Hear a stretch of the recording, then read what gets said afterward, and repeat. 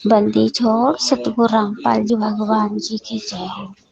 जय हो बंदी छोड़ के लौट को नहीं और की। सत्याहित भाई जी दासी परमात्मा जी के भी चरण सेवा कर रही थी तो परमात्मा जी ने दर्शन दिए। आज दासी शाम को खाना बनाने में लेट हो गई तो मालिक की चरण सेवा नहीं कर पाई, इसलिए अब करी। तो परमात्मा ने दिखाया दासी बैठी थी। दासी को बहुत जोर जोर से हंसी आ रही थी, चरण सेवा करते समय बहुत हंस रही थी। तो फिर परमात्मा ने बोला, बेटा आज बहुत खुश है, इतना क्यों हंस रही है? दासी बोली, आप तो परमात्मा अंतर्यामी हो, सब कुछ जानते हो, फिर भी पूछ रहे हो। तो परमात्मा बोले, हाँ बता क्या बात है। तो दासी कहने लगी कि परमात्मा आज दासी को बहुत हंसी आ रही है।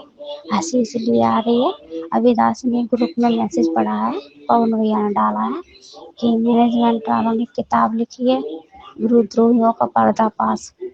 बस इसीलिए दासी को बहुत हंसी आ रही है। गुरुद्रोही कौन है, गुरुद्रोही कौन नहीं, ये तो जानते नहीं, बस किताब लिखी थी। तो फिर परमात्मा ने हंस पड़े। फिर परमात्मा ने दिखाया जैसे स्कूल में दो लाइन खड़ी होती, एक तो शिकायत करने वाले और एक जिसके ऊपर से शिकायत की वो। तो एक तरफ मैनेजमेंट के लोग खड़े, एक तरफ सतसेवक भाई बहन खड़े।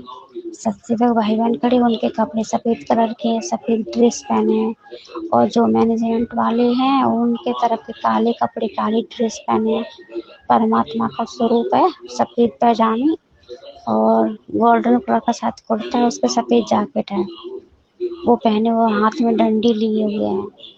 और इधर उधर लाइनें खड़ी हैं आमने सामने, सतसेवक की मैनेजमेंट की। तो 10-12 लोग हैं जिन्होंने वो किताब लिखी गुरुद्रोहियों का पर्दाफाश। तो परमात्मा उनको खूब डांट रहे, खूब नाराज हो रहे, कह रहे जितना टाइम तुमने इन किताबों को पढ़ने में और लिखने में लगाया, इतना अगर भक्ति में सुमरन में लगाते तो कुछ धन इकट्ठा कर लेते। धन तो इकट्ठा कर नहीं पाए, जो था वो भी गंवा दिया। परमात्मा कभी माफ नहीं करेगा। फिर परमात्मा ने एक कथा सुनाई। परमात्मा उनको खूब डांट रहे, कह रहे आपने कितना दोष कमा लिया, इतना लिखने में इतनी सांसें, इतना समय नष्ट किया।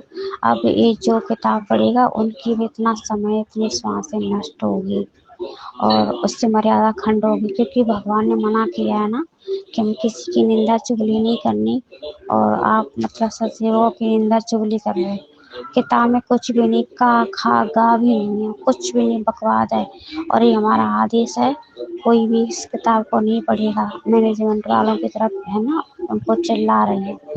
जो जिन लोगों ने किताब लिखी उनको तो डांट लगा रहे।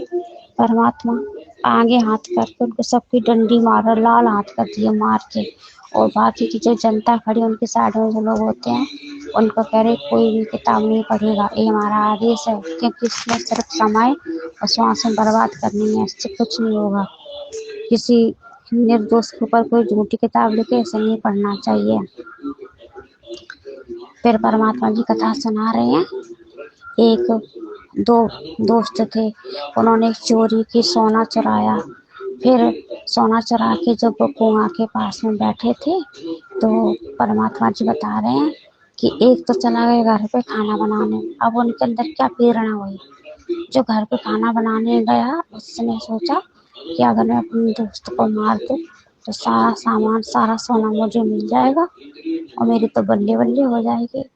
इधर जो मतलब कुआं पे बैठा था, इंतजार कर रहा था खाने आने का, तो वो क्या सोच रहा था कि अगर हमारा दोस्त आएगा हम इसको कुआं में गिरा के खत्म कर देंगे, सारा धन मेरा हो जाएगा तो मेरी बल्ले बल्ले। इसी तरह से वो सोच रहा था। इतने वो घर से खाना बनवा के ले गया, उसमें जहर मिला के ले गया और वो तो तैयार बैठा ही था कुआं के पास जो दोस्त था। अब उसने क्या किया, बोला भाई इधर आओ कुआं में देखते क्या है। तो वो चला गया, उसने देखा तो जो कुआं के पास बैठा था उसने धक्का मार दिया, वो कुआं में गिर के खत्म हो गया। अब उसने सोचा अब ये सारा धन हमारा।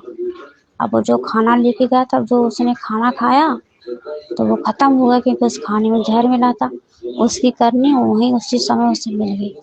इसी तरह से मैनेजमेंट वाले कर रहे हैं। इनको लगता है कि गुरुजी तो कभी बाहर आएंगे नहीं और सब सेवकों को हम मतलब इतना नीचा गिरा देंगे, इनको खत्म कर देंगे तो सारा धन मेरा।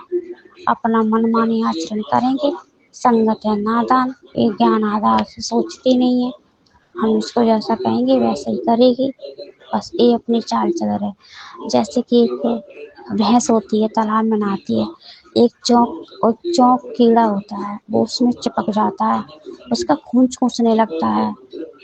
अब उस भैंस ने उसका क्या बिगाड़ा, पड़ने उसकी आदत ही है चौंक की।